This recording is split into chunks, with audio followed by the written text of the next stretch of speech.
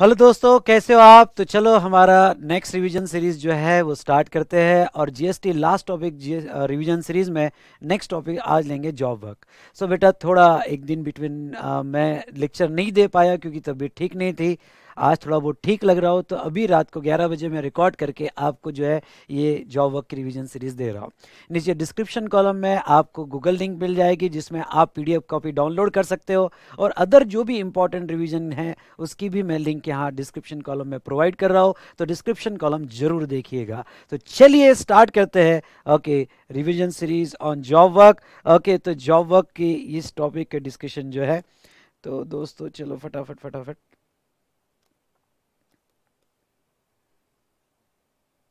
चलिए, ठीक है। तो जॉब वर्क पे आर यू रेडी? तो फटाफट हम यहाँ स्टार्ट करेंगे।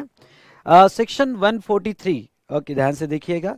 यहाँ पे सेक्शन 143 और सेक्शन 19 जॉब वर्क को हैंडल करते हैं बेटा। तो सेक्शन 143 और सेक्शन 19 क्या करता है? जॉब वर्क से रिलेटेड। तो एक एक स्टेप में आपको पूरा एक्सप्लेन कर दूंगा। ओके, उसकी समरी मैंने यहाँ पे थ्योरेटिकल समरी याद दी है और नीचे जो है पूरे क्लैरिफिकेशंस दिए हैं। जो भी इंपॉर्टेंट क्लैरिफिकेशन है जॉब वर्क से रिलेटेड, ये सभी क्लैरिफिकेशंस नीचे दिए हैं। तो चलिए स्टार्ट करते हैं। समझ लो कोई भी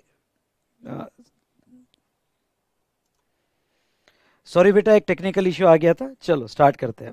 ओके, तो यहाँ पे समझ लो, एग्जाम्पल लो। ओके, मैन्युफैक्चरर, ट्रेडर या सर्विस प्रोवाइडर, कोई भी रजिस्टर्ड पर्सन है। ओके, यहाँ पे जो गुड्स ले रहा है तो वो अपने सप्लायर से, ध्यान सुनिएगा, अपने सप्लायर से गुड्स मंगवा रहा है। मे बी वो इनपुट हो सकता है और मे बी कैपिटल गुड्स। यहाँ आय का मतलब इनपुट, सीजी मतलब कैपिटल गुड्स। तो अब बेटा यहाँ दो पॉसिबिलिटी है। ओके, जॉब वर्क के प्लेस से जो गुड्स है आपके प्रीमाइस में आ सकता है, यानी ये ट्रक से आपके प्रीमाइस में आ रहा है, या जॉब वर्क के प्लेस से वो डायरेक्ट जॉब वर्क प्लेस पे जा सकता है।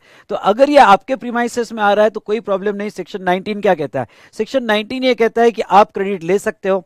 यानी बेटा अगर वो आपके प्रीमाइसेस में आ रहा है तो आप इनपुट आईटी से उस इनपुट्स और कैपिटल गुड्स के क्रेडिट ले सकते हो। फिर दूसरा सवाल आपका ये आएगा कि सर अगर मेरे प्रीमाइसेस में नहीं आ रहा है और डायरेक्ट जॉब वर्कर को जा रहा है, तो जॉब वर्क के केस में भी ओके, अगर जॉब वर्क को भी जा रहा होगा तो भी आपको सेक्शन 19 आईटीसी अलाउ करता है।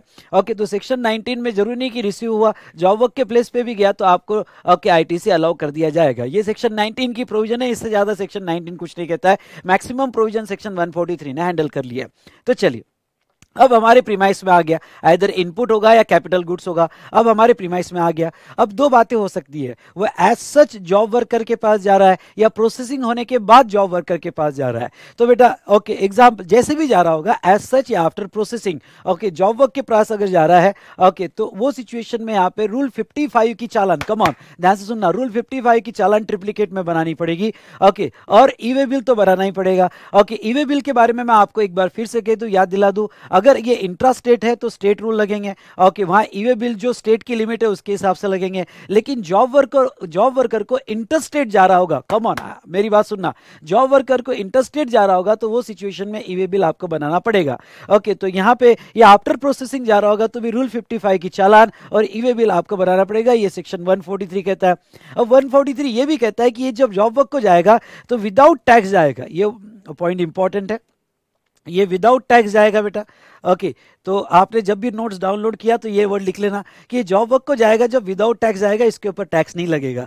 या डायरेक्टली अगर ये जॉब वर्कर को जा रहा है तो वो डायरेक्टली भी जा सकता है, और इस रजिस्टर्ड पर्सन को, वो मैन्युफैक्चरर हो सकता है, वो ट्रेडर हो सकता है, या वो सर्विस प्रोवाइडर हो सकता है, इस रजिस्टर्ड पर्सन को उसका क्रेडिट मिल जाएगा। चलो अच्छी बात हुई।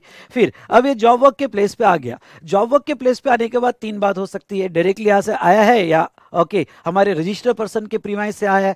तो अगर ये रजिस्टर्ड पर्सन के प्रीमाइसेस पे जॉब वर्क के प्लेस पे आ गया तो कौन सी तीन बातें होगी? आइदर यहां से हम गुड्स प्रोसेस होने के बाद डायरेक्ट एक्सपोर्ट कर सकते हैं, ओके हाँ एक्सपोर्ट कर सकते हैं, या फिर दूसरे अनादर जॉब वर्कर को भी भेज सकते हैं, क्योंकि कुछ और प्रोसेसिंग के लिए अनादर जॉब वर्क को भी भेज सकते हैं। यहां से डायरेक्टली हम कस्टमर को भी भेज सकते हैं। यानी जॉब वर्क के प्लेस से अगर हम एक बायर, ओके प्रिंसिपल के बायर को भेजना पड़ा, कस्टमर के बायर को भेजना पड़ा, तो उनको भी भेज सकते हैं। चलो अब यहां पे अब इंपॉर्टेंट पॉइंट क्या है, अगर जॉब वर्क के प्लेस से एक्सपोर्ट करना रहा, ध्यान से सुनिएगा, जॉब वर्क के प्लेस से एक्सपोर्ट करना रहा या जॉब वर्क के प्लेस से ओके डायरेक्ट कस्टमर को भेजना रहा, यानी इस प्रिंसिपल को डायरेक्ट कस्टमर को भेजना है जॉब वर्क के प्लेस से, तो फिर यहां पे बहुत इंपॉर्टेंट पॉइंट मैं कहने जा रहा हूं, जो राइट साइड में समरी दी है ओके वहां मैंने दिया हुआ है, ये सिचुएशन में ये जॉब वर्कर इधर रजिस्टर्ड चाहिए, यानी अगर वो रजिस्टर्ड होगा तो हम डायरेक्ट उसके प्लेस से एक्सपोर्ट कर सकते हैं या कस्टमर को दे सकते हैं, या अगर वो रजिस्टर्ड नहीं है तो वो हमारे रजिस्ट्रेशन में, ध्यान से सुनना, वो हमारे रजिस्ट्रेशन में एडिशनल प्लेस ऑफ बिजनेस उसको डिक्लेयर होना चाहिए। अगर वो एडिशनल प्लेस ऑफ बिजनेस हमारे रजिस्ट्रेशन में है तो ठीक है, अगर वो रजिस्टर्ड है तो ठीक है। चलो आगे बढ़ते हैं बेटा, या फिर नोटिफाइड बाय कमिश्नर होना चाहिए, यानी ये केस में कमिश्नर की परमिशन से भी आप डायरेक्ट क्लियरेंस कर सकते हो। चलो, अगर जॉब वर्क के प्लेस से मैं डायरेक्ट एक्सपोर्ट करता हूं तो वो सिचुएशन में सेक्शन 143 क्या कह रहा है, सेक्शन 143 कहता है कि प्रिंसिपल जो है प्रिंसिपल जॉब वर्क के प्लेस से डायरेक्ट एक्सपोर्ट कर सकता है, लेकिन ये सिचुएशन में प्रिंसिपल को क्या करना पड़ेगा, प्रिंसिपल को एक्सपोर्ट इनवॉइस बनाना पड़ेगा, इनवॉइस चैप्टर में हमने देखा। उसके बाद में प्रिंसिपल को बॉन्ड या लेटर ऑफ अंडरटेकिंग एग्जीक्यूट करना पड़ेगा, अगर वो जीरो रेट सप्लाई में बॉन्ड वाला ऑप्शन ले रहा है, और आईजीएसटी पे करके बाद में रिफंड क्लेम करेगा। पर यहां पे कोई भी फॉर्मेलिटी जॉब वर्कर नहीं करेगा, सभी फॉर्मेलिटी कौन कंप्लीट करेगा बेटा, प्रिंसिपल। और ये प्रिंसिपल थोड़ा मैं स्पीड में ले रहा हूं क्योंकि हमें विद इन टाइम खत्म करना है बेटा, और आपको रिफ्रेश करके दे रहा हूं। ओके, तो यहां पे अगर एक्सपोर्ट करना है तो सभी फॉर्मेलिटी, बॉन्ड, एक्सपोर्ट इनवॉइस या आईजीएसटी और उसका रिफंड सब प्रिंसिपल करेगा, जॉब वर्कर कुछ भी नहीं करेगा। Is it clear? अब उसके बाद में यहां पे अगर जॉब वर्कर दूसरे जॉब वर्कर को गुड्स भेज रहा है तो बेटा देखो, प्रिंसिपल जो है रूल 55 की चालान ट्रिप्लीकेट कॉपी में देता है। अब ट्रिप्लीकेट कॉपी में से एक कॉपी, दो कॉपी जॉब वर्कर को भेज देता है, ट्रिप्लीकेट में बनाने के बाद एक कॉपी खुद रखता है और दो कॉपी जॉब वर्कर को भेज देता है। अब ये दो रूल 55 की चालान पे, अब ये जॉब वर्कर से, ध्यान से सुनिएगा, ये जॉब वर्कर से इस जॉब वर्कर को भेजना है, तो ये सिचुएशन में, सुनो मेरी बात, ये सिचुएशन में यहां पे होगा क्या, तो ऐसे केस में न्यू रूल 55 चालान बनाई जाएगी, आइदर प्रिंसिपल या जॉब वर्कर। यानी ये दो ऑप्शन दिए है, और सीबीआईसी क्लैरिफिकेशन क्या कहता है कि ये जॉब वर्कर या फिर प्रिंसिपल दोनों में से कोई भी एक नई रूल 55 चालान बनाएगा और वो दूसरे जॉब वर्कर को भेजेगा along with E way bill, या फिर ओरिजिनल रूल 55 चालान जो थी, क्योंकि इसके पास दो कॉपी पड़ी है, इस जॉब वर्कर के पास दो कॉपी पड़ी है, उसमें से एक कॉपी को एंडोर्स करके जो है वो इस जॉब वर्कर को भेज देगा। तो दोनों में से कोई भी ओरिजिनल रूल 55 चालान एंडोर्स करके भेज दिया तो भी चलेगा, या नहीं बनाया तो भी चलेगा। लेकिन जब पीसमेल फॉर्म में गुड्स ट्रांसफर होते हैं, पार्ट पार्ट में, यानी कुछ क्वांटिटी, ये जॉब वर्कर पूरी क्वांटिटी नहीं भेज रहा है, अगर पूरी क्वांटिटी भेजता है तो ओरिजिनल कॉपी एंडोर्स करके भी चल सकता है, लेकिन अगर ये पीसमेल फॉर्म में भेज रहा है, मतलब पार्ट पार्ट में भेज रहा है, तो वो सिचुएशन में नई रूल 55 चालान ही बनाना पड़ेगा और ई वे बिल बनाना पड़ेगा। चलो बेटा, आई होप ये बात आपकी समझ में आई होगी। फिर आ जाते हैं जॉब वर्क के पास। अब ये जॉब वर्कर जो है, यहां पे कुछ इंपॉर्टेंट प्रिंसिपल है, पहला जॉब वर्कर हो या दूसरा जॉब वर्कर हो, जॉब वर्क करते वक्त अपना मटेरियल परचेस कर रहा है, समझ लो 5,000 का उसने अपना मटेरियल परचेस किया, तो ये जॉब वर्कर के पास दो टाइप के मटेरियल आ गए, एक तो प्रिंसिपल ने सप्लाई किया और प्रोसेस करने के लिए वो अपना मटेरियल भी परचेस कर रहा है। अगर प्रोसेस करने के लिए बेटा वो अपना मटेरियल यूज करता है, ध्यान से सुनना, अगर प्रोसेस करने के लिए वो अपना मटेरियल यूज करता है तो यहां पे नो डाउट उसे आईटीसी मिलेगा। कैसे आईटीसी मिलेगा हम उसकी बात करेंगे, पर वो एलिजिबल फॉर आईटीसी रहेगा। वो इस मटेरियल का जो उसने प्रोसेस के लिए खरीदा है उसका आईटीसी के लिए एलिजिबल है। चलो, गुड्स प्रोसेस हो गया। अब गुड्स प्रोसेस होने के बाद अब वो डायरेक्टली क्या जॉब वर्कर, डायरेक्टली ये जॉब वर्कर ये जो गुड्स है प्रिंसिपल के बिहाफ पे कस्टमर को दे सकता है, यानी पहले ही कॉन्ट्रैक्ट यहाँ पे प्रिंसिपल का और जॉब वर्कर कस्टमर का हो गया है, और प्रिंसिपल को जॉब वर्क के प्लेस से goods directly supplied to the buyer, buyer of principal, तो क्या भेज सकता है? यस, भेज सकता है। लेकिन बेटा जब ये गुड्स लोड हो जाएगा उस वक्त सेक्शन 143 क्या कहता है? 143 कहता है कि ये गुड्स का classification as a supply of goods होगा। GST is payable by principal, I repeat, GST is payable by principal. Invoice भी प्रिंसिपल बनाएगा, जीएसटी भी प्रिंसिपल देगा, और time of supply, value of supply as a supply of goods इसका create होगा। यानी ये जॉब वर्कर पिक्चर में नहीं रहेगा, जॉब वर्कर ने प्रोसेस कर दिया तो वो गुड्स का ही सप्लाई माना जाएगा, प्रिंसिपल ही सभी फॉर्मेलिटी मेंटेन करेगा, प्रिंसिपल ही इनवॉइस बनाएगा। वो गुड्स का इनवॉइस बनेगा, वो डायरेक्ट बायर के नाम का बनेगा, और उसका time of supply, value of supply जो भी है वो as a supply of goods decide किया जाएगा। और ये जो टर्नओवर है, अगर आपको रजिस्ट्रेशन डेप्रिसिएशन चैप्टर याद होगा तो ये टर्नओवर प्रिंसिपल के एग्रीगेट टर्नओवर में कंसीडर किया जाएगा। ओके, तो ये पॉइंट हमने देखा। दूसरी बात, अब जॉब वर्कर जो उसने जॉब चार्जेस दिए, क्योंकि उसने तो जॉब वर्क किया है, उसका इनवॉइस तो प्रिंसिपल को देगा, तो इसका जो इनवॉइस 2 बनेगा वो है जॉब वर्कर टू प्रिंसिपल। हाँ, उसने सर्विस दी है, एज पर शेड्यूल 2 किसी और के गुड्स पे कोई भी प्रोसेस और ट्रीटमेंट करना ये सर्विस मानी जाएगी, तो वो दूसरा इनवॉइस बनेगा, वो प्रिंसिपल के नाम का बनेगा और वो सप्लाई ऑफ सर्विस माना जाएगा और उसका टाइम ऑफ सप्लाई और value of supply as a supply of service ही ओके फिक्स किया जाएगा। तो यहाँ 2 इनवॉइस बनेंगे बेटा, गुड्स के इनवॉइस प्रिंसिपल बनाएगा, वो गुड्स के टर्नओवर में लिया जाएगा, प्रिंसिपल के टर्नओवर में लिया जाएगा, और जॉब वर्कर का इनवॉइस जो है जॉब वर्कर बनाएगा। जॉब हो सकता है इनवॉइस बनाते वक्त जॉब चार्जेस 30,000 है, मटेरियल 5,000, तो यहाँ टैक्सेबल वैल्यू सर्विस की ओके सर्विस की टैक्सेबल वैल्यू बेटा 35,000 होगी, यानी इसने जो मटेरियल लगाया वो भी वैल्यू में ऐड किया जाएगा as per section 15। I repeat, as per section 15 वो भी वैल्यू में ऐड किया जाएगा और इसको आईटीसी दिया जाएगा। इज इट क्लियर बेटा? तो ये पूरी प्रोसेस थी। अब समझ लो, हमारा गुड्स जॉब वर्क के प्लेस से ओके वापस आ रहा है, यानी ना हमने एक्सपोर्ट किया ना हमने बायर को दिया। ओके, हमारा जो गुड्स है, हमारा गुड जॉब वर्क के प्लेस से ओके वापस आ रहा है, तो लॉ क्या कहता है? अगर आपका गुड जॉब वर्क के प्लेस से वापस आ रहा है तो सेक्शन 143 और सेक्शन 19 दोनों भी क्या कहते हैं? दोनों ये कहते हैं कि वो 1 साल के अंदर इनपुट होगा। ओके, आय मतलब इनपुट बेटा। ओके, तो इनपुट होगा तो 1 साल के अंदर वापस आ जाना चाहिए।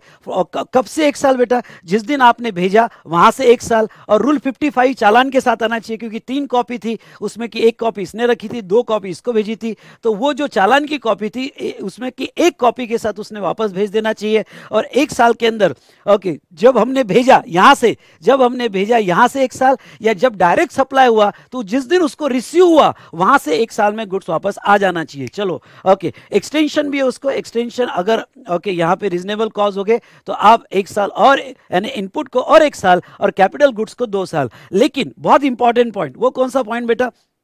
अगर goods okay with in this time या एक्सटेंडेड टाइम नहीं आया, I repeat with in this time या एक्सटेंडेड टाइम नहीं आया, तो ये डीम सप्लाई माना जाएगा, और ये डीम सप्लाई उस दिन का माना जाएगा। वेरी इंपॉर्टेंट, ये डीम सप्लाई उस दिन का माना जाएगा जिस दिन हमने भेजा या फिर जिस दिन रिसीव हुआ, यानी आपका सप्लाई ओके बैक पीरियड में चले जाएगा और आपका सप्लाई उस दिन का मान लिया जाएगा जिस दिन भेजा। मतलब आज आपको 1 साल के बाद आज आपको उसका टैक्स भी देना है, उसका इंटरेस्ट भी देना है, उसका लेट फी भी देना है। ओके, तो ये पूरी प्रोसीजर हमने जॉब वर्क की देखी थी बेटा, और ये कंप्लीट प्रोसीजर। अब हम आते हैं ओके लास्ट पॉइंट पे, वेस्ट और स्क्रैप, यानी जॉब वर्कर के प्लेस पे, ध्यान से सुनिएगा, इस जॉब वर्क के प्लेस पे या इस जॉब वर्क के कोई भी वेस्ट या रिफ्यूजल निकलता है तो उसका क्या? तो सेक्शन 143 कहता है कि अगर कोई भी वेस्ट और रिफ्यूजल निकल जाए तो अगर जॉब वर्कर रजिस्टर्ड होगा तो जॉब वर्कर उसे सप्लाई कर सकता है विद पेमेंट ऑफ टैक्स, यानी जॉब वर्कर रजिस्टर्ड होगा तो जॉब वर्कर उसका टैक्स देके सप्लाई कर देगा।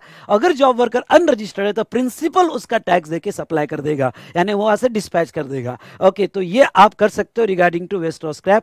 इसकी पूरी समरी जो भी मैंने एक्सप्लेन किया बेटा, ये पूरी समरी यहां पे दी गई है। ओके, आपको एक ही चार्ट में एवरीथिंग इज कवर्ड। ओके, पूरी प्रोसीजर मैंने यहां पे आपको एक्सप्लेन की है। ओके, आई होप आपको अच्छी लग रही होगी। अब कुछ इंपॉर्टेंट इश्यूज देख लेते हैं। ओके, अरे जॉब वर्क के क्लैरिफिकेशंस भी मैंने यहां कवर कर लिए। पहला, Is it compulsory to take a registration for a principal involved in job work transaction? यानी जो भी प्रिंसिपल जॉब वर्कर को भेज रहा है क्या उसे कंपलसरी रजिस्ट्रेशन लेना पड़ेगा? नहीं, ऐसा कोई ओके क्राइटेरिया नहीं है। ओके, यहां पे ऐसा कोई क्राइटेरिया नहीं है। बस अगर आपको सेक्शन 143 के बेनिफिट्स लेने हैं ओके तो ये आपकी चॉइस है कि आप रजिस्ट्रेशन लो, पर जब भी कोई जॉब वर्कर को भेजना है तो जीएसटी में रजिस्ट्रेशन कंपलसरी नहीं है। Very good. दूसरा सवाल, registration okay registration job worker is registration of job worker of चाहिए वहां पे is required okay where job worker and principal in same state और job worker और principal in a different state। मतलब क्या, अगर जॉब वर्कर और principal same state में होगा तो क्या जॉब वर्कर रजिस्टर्ड होना चाहिए, यानी जिसको हम भेज रहे हैं वो रजिस्टर्ड होना चाहिए, या अदर स्टेट में हो गए तो क्या वो रजिस्टर्ड होना चाहिए? नहीं, क्लैरिफिकेशन ये आया कि इवन दो सेम स्टेट में होगा तो भी जॉब वर्कर रजिस्टर्ड होगा तो ही भेज सकते हैं, ऐसा नहीं है। और जॉब वर्कर अदर स्टेट में होगा तो भी ऐसा कहीं नहीं लिखा है कि हम उसी जॉब वर्कर को भेज सकते हैं, ऐसा कहीं नहीं लिखा है कि हम उसी जॉब वर्कर को भेज सकते हैं ओके जो रजिस्टर्ड होगा। पर sir interstate supply, sir interstate supply के केस में तो यहां पे लिखा है ना ओके कि इंटरस्टेट सप्लाई के लिए का जो रजिस्ट्रेशन कंपलसरी है, इंटरस्टेट सप्लाई के लिए रजिस्ट्रेशन कंपलसरी है। जॉब वर्कर को जब गुड्स जाता है तो वो सप्लाई नहीं है, इसलिए अगर मैं प्रिंसिपल ये एक स्टेट से दूसरे स्टेट को जॉब वर्कर को गुड्स भेज रहा है तो वो केस में रजिस्ट्रेशन की कोई जरूरत नहीं है। जॉब वर्कर तभी रजिस्ट्रेशन करवाएगा जब उसका एग्रीगेट टर्नओवर जो है थ्रेशोल्ड से ज्यादा होगा। चलो next clarification sir. Okay, if P supplies, P यानी principal supplies goods directly from the job worker premises to customer, then who is liable to pay tax. अभी अभी हमने देखा अगर प्रिंसिपल ने ओके डायरेक्टली गुड सप्लाई कर दिया okay to customer तो प्रिंसिपल टैक्स देगा, इनवॉइस भी प्रिंसिपल बनाएगा, वो as a supply of goods classify करेगा, उसका टाइम ऑफ सप्लाई और value of supply okay as a supply of goods होगा और वो प्रिंसिपल के टर्नओवर में कंसीडर किया जाएगा। Very good sir. Filing of ITC 04 will be considered as submission of intimation under section 143। Yes, ITC 04 file कर रहे हैं मतलब वो है ओके जॉब वर्क की इंटीमेशन मान ली जाएगी। ओके और उसके साथ आपको सभी चालान अटैच करने पड़ेंगे। आई रिपीट, उसके साथ आपको सभी चालान अटैच करने पड़ेंगे। उसके बाद में who will avail the ITC in respect of inputs और capital goods that are directly okay received by the job worker. Okay job worker को जो गुड्स मिला ओके क्यों ना वो डायरेक्टली मिला होगा, ऐसे केस में ये गुड्स जो है जॉब वर्कर को डायरेक्टली मिला है पर ओके इसका आईटीसी प्रिंसिपल ही लेगा। ओके क्योंकि प्रिंसिपल ने खरीद के दिया है इसलिए आईटीसी जो है बेटा प्रिंसिपल ही लेगा।